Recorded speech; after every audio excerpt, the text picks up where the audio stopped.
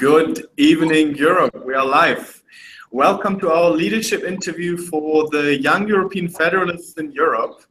You're currently watching on JEF Europe's YouTube channel, and this debate is co-organized of the Young European Federalists all across Europe. Le Torient, Treffpunkt-Europa.de, the New Federalists.eu, Eurobull.it, El Nuevo Federalista, and the new upcoming Polish version, Kurieski. If you're interested in the European affairs, you should definitely check us out. My name is Tobias Gerd-Schminke, and due to a bad internet connection, unfortunately you cannot see me, but I hope you can hear me well. And I am the editor in Europa, and my wonderful co-moderator tonight is Yusuf Yerviemi, and he will introduce himself with the correct pronunciation of his family name later.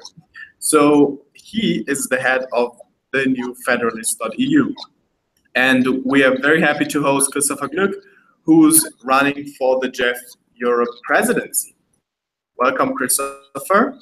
Thank you very much. If you guys, as watchers or viewers, would like to ask questions for our candidate within the debate, feel free to type it in the comment section of this video. We'll refer to those questions.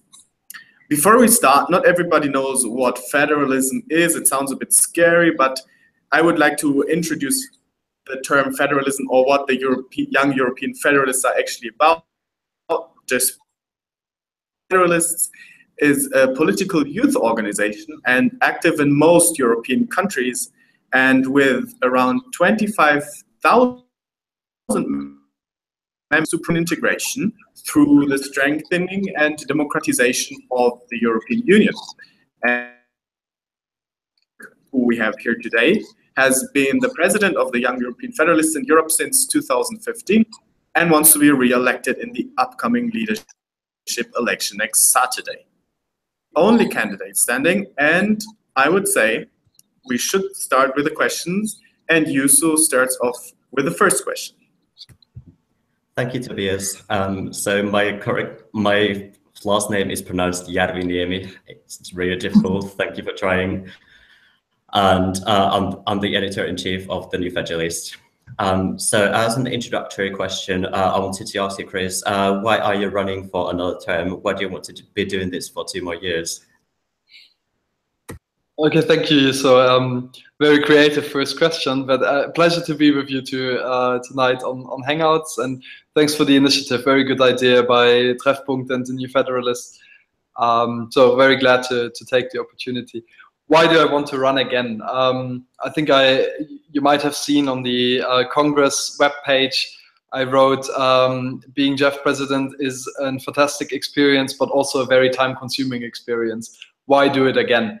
And for me, the answer is a very simple answer, a very straightforward answer. We had an objective when we started 4 years ago with the team back then, what we wanted to transform JEF Europe into. There was a situation where JEF, as the oldest and largest pro-European and federalist organization in Europe, youth organization in Europe, has been working well on the national level, but the European section, the European umbrella organization, was a bit shaky and not always delivering for their sections as was expected. And we wanted to change this and professionalize it and really make JEF Europe at the umbrella level, at the European level, into a real asset, a real resource for their national sections, and an organization that can be politically relevant and important on the European level. I think in the last 4 years, we've really gone a far way in this. And yet I feel if I were to leave now, I would probably leave and saying, we've done some great work for 4 years, but we've not really established JEF at this next level where we want JEF to be. And therefore I feel it's not that there is a lack of suitable and motivated JEFers out there who could perfectly fill this role, but I feel I can do it and I want to do it, and I have the motivation to use the next 2 years to really make the step up for JEF, reach the next level of professionalism and of organization, of good governance on the European level, and then have this project concluded and hand over to my successor, a functioning organization, and see what they do with it. That's the one side. The other side is that since I'm a JEFer, basically, the message for us has to be fighting back against the crisis, fighting back against growing nationalism, particularly in the past 2 years. And it's somewhat refreshing that now suddenly with the initiative of President Macron and generally a momentum building in Europe for institutional change and for more radical change on the European level, that we can be working towards something positive, and we can play a positive role in defining and shaping the Europe of tomorrow rather than just pushing back. And so this is something that is motivating me very much as well. So I guess we go into detail on the specific ideas that I have, but this is the big picture why I'm up for another 2 years with JEF. Okay. In what you just said, you never mentioned federalism. What is federalism for you? Well, that's been a good job by me then. Usually I mention federalism in every second sentence. But so federalism for me, I think there's one very simple thing. Federalism is a political system that enables us to take policy decisions in the pan-European interest. That is one thing.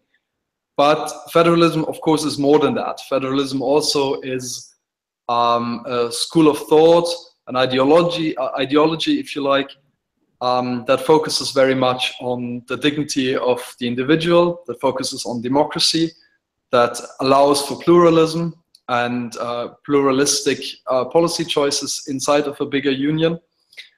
And therefore, I feel federalism is very much the opposite to everything that we want to avoid in Europe. Nationalism, totalitarianism, authoritarianism. Federalism is the opposite to that. And federalism also is a very good solution for Europe because it allows for that plurality that we need in Europe. We don't need to become all single-minded European nationalists. That's why we are not the young European centralists. We are young European federalists because we allow for pluralism. We allow for diversity. We encourage diversity. We welcome diversity. And federalism is a political order that allows for that and yet enables us to take decisions all together and in the common benefit of all Europeans. That would be my short version for federalism. Thank you. Earlier you mentioned that you had a vision for several years for JEF Europe. So what do you think has been the biggest achievement of your term in the past 2 years?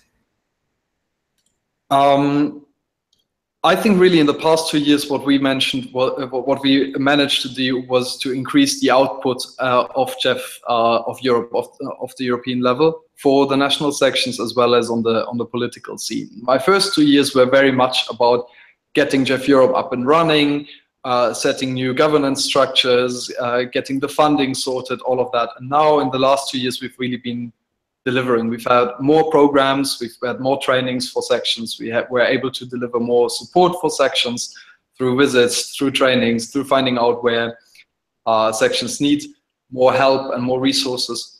But also we've become a much more influential actor in the political scene. We've been invited regularly by political partners to come and speak, to present our position. And we've been able to organize very large events. I mean, many people here will remember the March for Europe in Rome, together with JEF Italy. And just a few weeks ago, we were in Paris at a large-scale event. So it's this sort of stuff that we are now able to pull off, and that's something that makes me very proud. On the other hand, I think what we achieved, and that's perhaps less solid and less measurable, but my feeling at least is that more JEFers across Europe feel a common identity and feel ownership of the JEF Europe brand, of our logo, of our colors, of our policy positions. Whereas before, I think the identity was very much focused on my national sections, my national section and the ideas there. And then we also had this European level somewhere. And through the process of starting with a common logo, but also starting through increasingly many activities on the European level and good events that we had on the European level, people feel as members of JEF Europe. And that is something that's very important for me. And I think we've made some steps in that direction.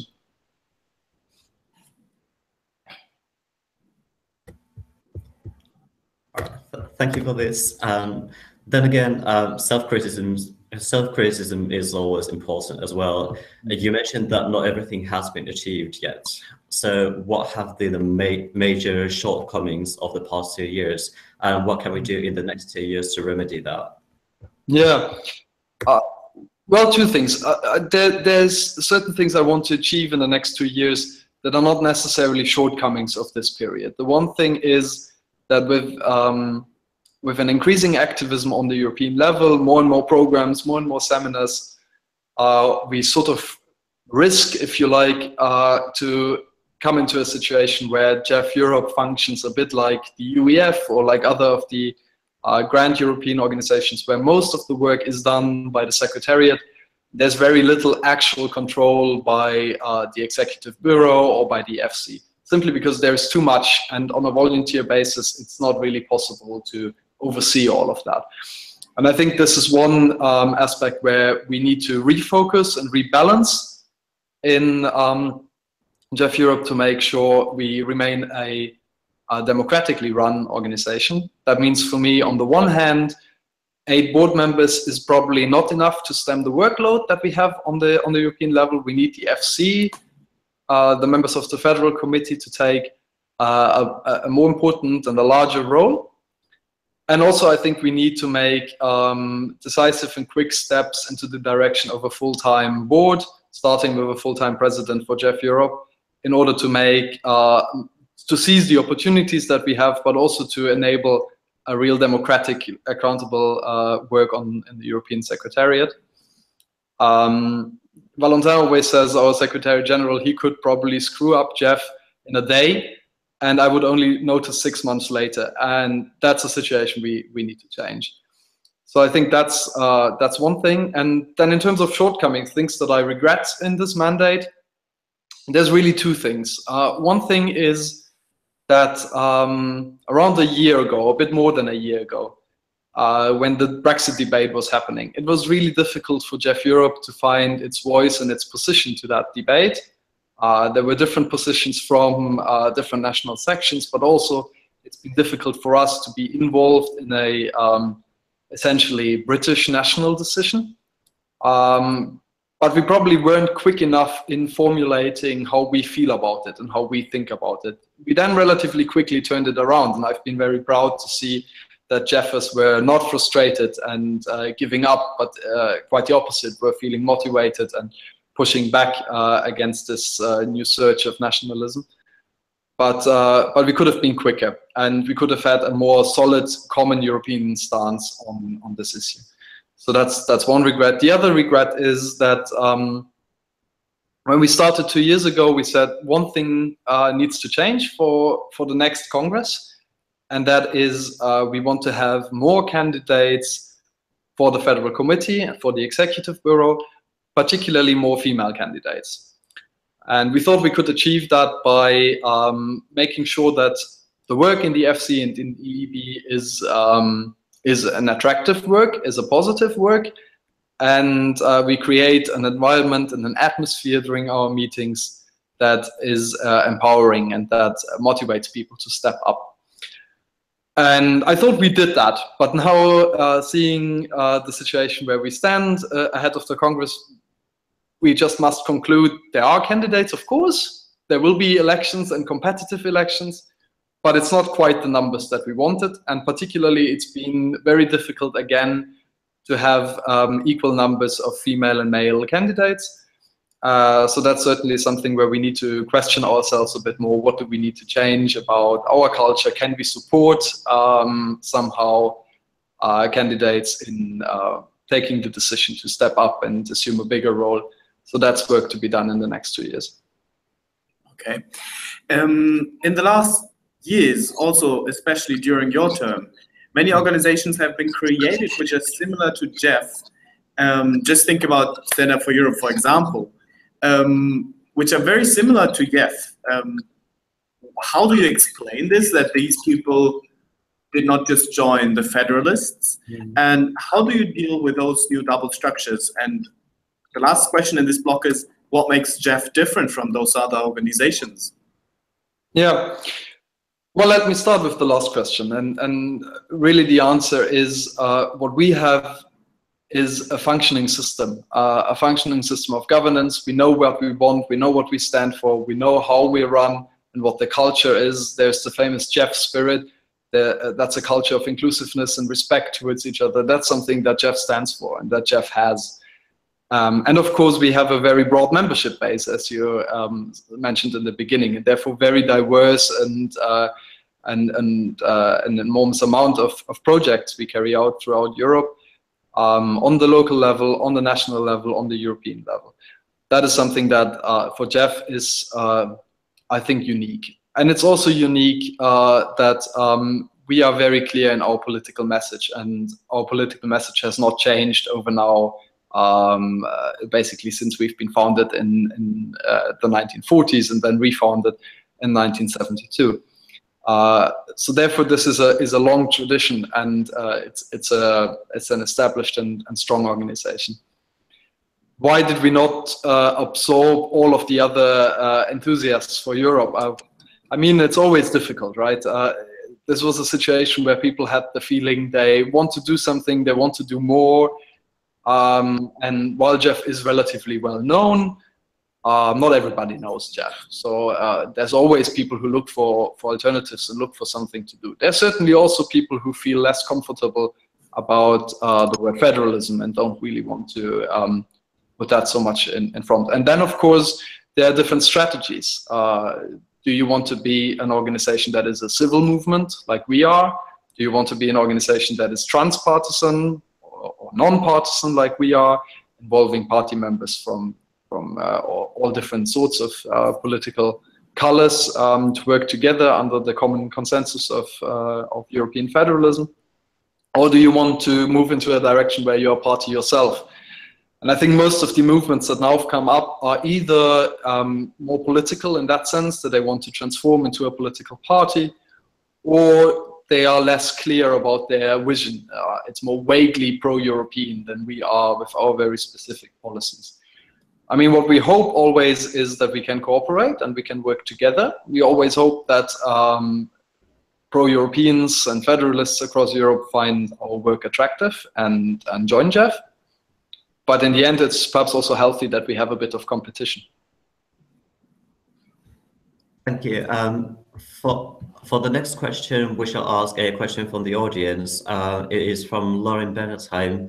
And the question is, what role can and should JEF Europe play in the upcoming European elections? Yeah, hi, Lauren. Very good question, and an important question that we need to tackle very early on in the next mandate in order to find a common strategy that works across our national sections, so we can really have one common message and one common campaign that we carry out. For me, it's really important that we don't repeat the campaigns that JEF has carried out for the last European elections as well as for 2009. This is not about getting people to vote anymore. I think the message people go and vote somehow doesn't really work. If you look at mere numbers, even if every single JEF member manages to convince 100 more people to vote, we will barely change anything at the turnout. For us, it must be about a political message. It must be about convincing parliamentarians to commit to federalist solutions, to concrete federalist solutions, to make pledges.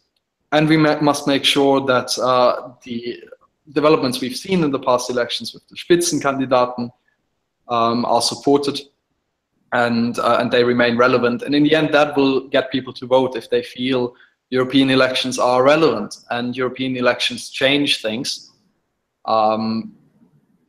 It's simply too easy to say go vote, it's important, without really believing it in ourselves. So that's, I think, the direction we need to take. Another issue that's really important with regard to the European elections is the issue of transnational lists. That's probably too late to argue for when we are already in the campaign. But leading up to the next European elections, I think it's important to make the point that it's not too late, but we need to move swiftly in order to achieve that. Another number of questions that reached us revolves on the question of Brexit. We only have 3 seats and the possibility of transnational list, or the debate about transnational lists at the moment, because the seats of the British MPs might kind of transform into something else. But many members are concerned about how we will deal, or how JEF will deal with Brexit. So how do you want to engage with the British national section on the European level after Brexit? And do you actually want to stop Brexit? Well, if I could, I would stop Brexit. But realistically, I think that's not our message on the European level at the moment. I fully understand if that's the message of the British national section of JEF UK, and we support them as much as we can in that endeavor.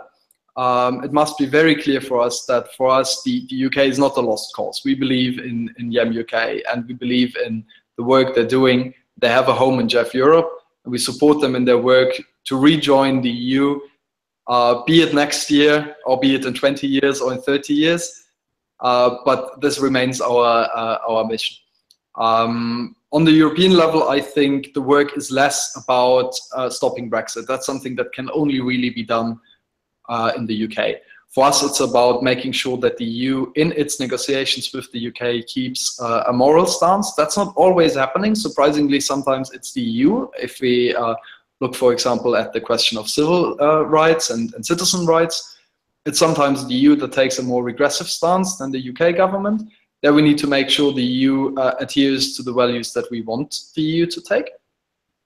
And we need to make sure that the answer of the EU from Brexit is not carry on as usual, but take this occasion to really move forward with the 27 and define a union that works for the future. I think the one lesson we learned from Brexit, and it's not, Brexit has not been an election about the EU, I firmly believe that, but it shows us that the EU is not considered a project that is really hopeful for people. And we need to transform the EU in that project again. And then those impulsive campaigns against Europe won't happen in the same way. Yeah, I would like to intervene here because I have a follow-up question on that. Some people argue that actually should punish the United Kingdom a little bit in the European Union, because otherwise other member states will follow the United Kingdom out of the European Union. So do you support punishing the United Kingdom, or what do you think? Yeah, I think the wording punishment is really not helpful at all. I mean, this cannot ever be a moral position to take, to punish a country for policy decisions that it's taking. I mean, it can be, but not for leaving the EU. That's not something we should be doing. It's simply not moral. It's simply not acceptable. But what needs to be clear is that the 4 freedoms are undividable. So if the UK government chooses not to accept some of them, they also can't have others. That means where there's no free movement, there's also no single market access. And by that means there will be a certain painful effect on the UK. That shouldn't be punishment, and it shouldn't be portrayed as punishment as much as the British media is trying.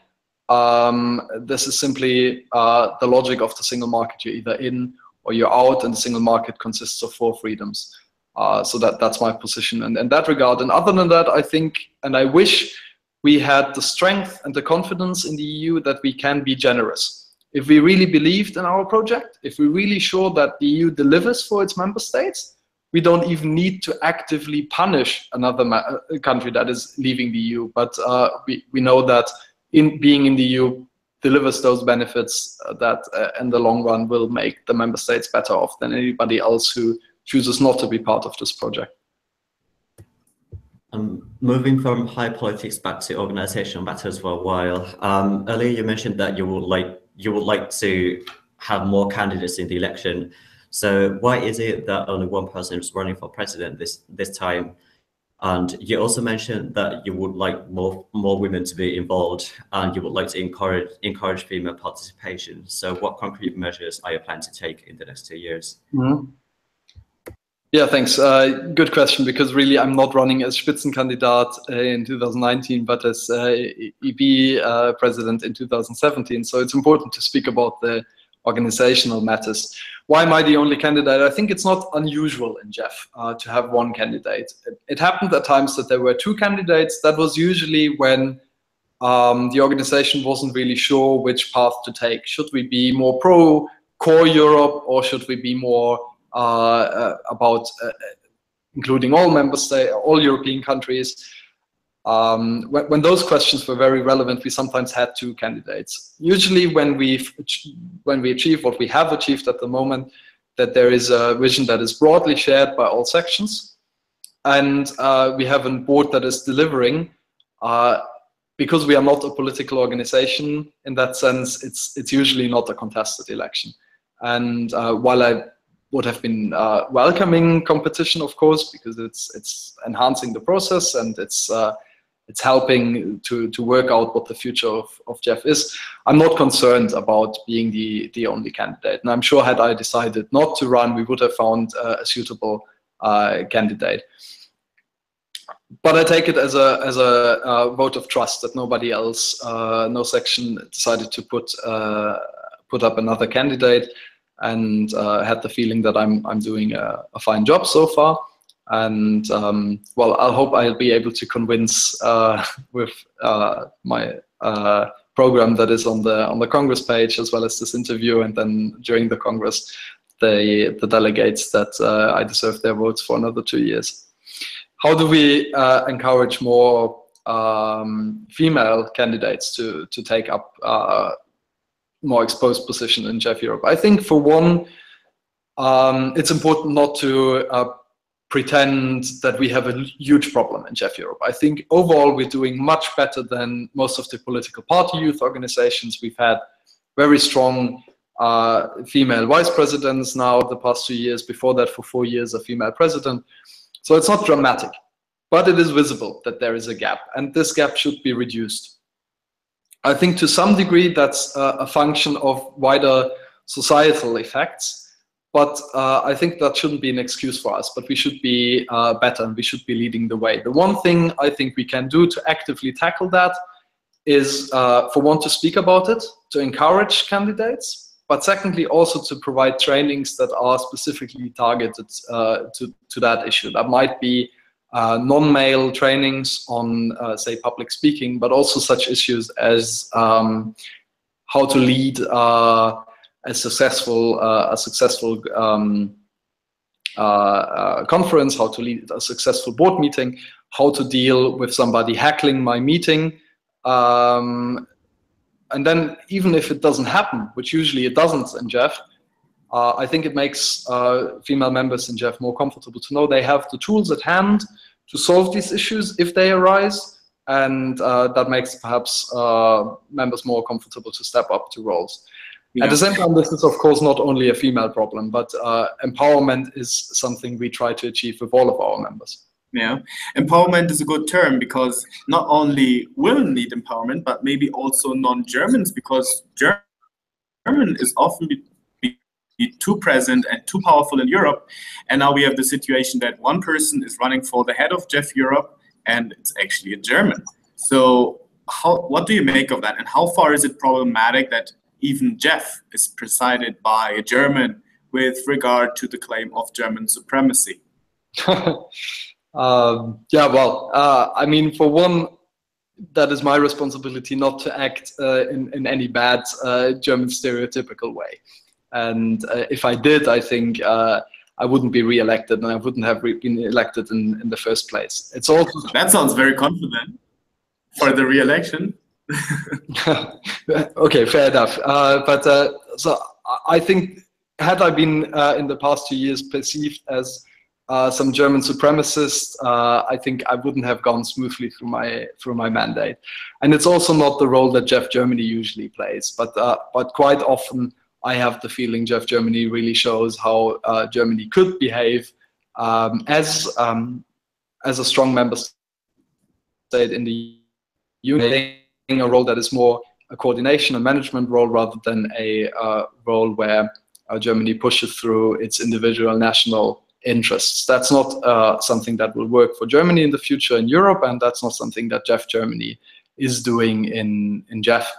Of course, JEF Germany is the largest section in JEF Europe, so there are quite often positions taken up by German members, but I didn't have the feeling it was excessive in the past. I hope many people agree with that, but we will see. In the JEF magazine, certainly there is broad coverage from Andalusia to Eastern Europe now that we're expanding. So what do you want to do with the JEF web magazines? How would you like to foster the development? I think there's been really good work going on in the past 2 years, and it's great to hear that there will be a Polish version of our magazine too. What we can do and what we have to do is to continue getting people involved in it and continue making clear that the New Federalist and its language versions are part of the JEF Europe network. I think sometimes people can be very active on the European level without even noticing that there is the possibility to contribute to our journalistic endeavors as well. So that's something we need to underline. And beyond that, I'm absolutely fascinated by the work that has been going on, led by you as well and by Tobias with the seminar we had in Frankfurt. More like that is probably the answer to continue fostering this. Thank you. Then another organizational matter is that of Eastern Europe and JEF sections in there. So JEF has traditionally been strong in the traditional Western EU member states, but in many Eastern European countries, it has been a lot more difficult. So what can JEF do, and why is it that JEF hasn't been strong in those areas? Difficult question, and a question we're still looking for answers. I mean, for one, I would not necessarily make the distinction between Western and Eastern European sections, but more between smaller and bigger sections. And it's true that while JEF is growing overall, we are mainly growing in our well-established and big sections. We are less growing in our small sections. Something we now that the European level has gone as it has improved its own management, we need to focus more on helping those small sections to have the capacities, have the knowledge, have the tools to expand, to manage themselves, to create projects, to win members. We've already started that in the past mandate with, especially in the last year, an increasing focus on capacity building, more trainings in Brussels as well, which we try to get more funding for now, that were specifically focused on organizational capacity. That's something we need to do more. We need to visit sections even more. It's something where we just need to realize the JEF Europe level is not only providing a political voice for all the national sections on the European level, but we also need to support our smaller sections. And it's, in that sense, a solidarity tool of the bigger sections to support the smaller sections. In Eastern Europe, perhaps we have a particularly difficult situation in those countries where democratic civil society is not really welcomed by the government. Just to give you an example, when I started to be a JEFer in 2008-09 in Germany, I started with a full bank account and an office provided by the city of Stuttgart. In other countries, such as in Macedonia this year, the then government of Macedonia actively pushed against JEF Macedonia, wanted them to cease their operations. So that's an entirely different situation and much more difficult for civil society organizations to flourish in those circumstances than in circumstances of well-established democratic institutions as we're used to in Western Europe. All the more we need to support them and we need to be there for them when they get into trouble. Yeah. And so that's something we need to work on. Tobias. So authoritarianism is a problem for JEF, and in fact we have seen Europe, but in Western Europe, more recently in Germany with the recent elections, in France as well, a surge of the right wing, kind of a seeking of people for authoritarianism. How do you want to get those people engaged for more federal Europe, which seems to be contrary to the values of those people who seek authoritarianism? Okay, so I mean, we need to be clear about what JEF can achieve and what it cannot achieve. While I'm sure JEF should make more efforts to reach beyond its traditional membership base, which is very much the mobile young generation, educated, to those who have not directly benefited as much as we did from the European project. I don't think JEF can be the organization to turn convinced authoritarians into convinced democratic federalists. I don't think that is feasible. But what is feasible is that JEF provides policy solutions and pushes for policy solutions that show people that the European Union is delivering for them as well. And once we've achieved that, there is a legitimate anger in the population, which is somehow misdirected into right-wing and sometimes left-wing populist movements. And if we manage to address the causes of this anger on the European level with European policies, there would a lot be won. But that's something we can contribute to.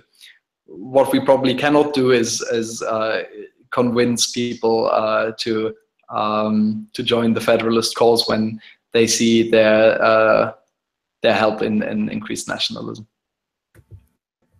Thank you. We've got another question from the audience. This one is from Emma Farrugia, and the question goes as follows. Earlier, you said that people are afraid of the word federalism.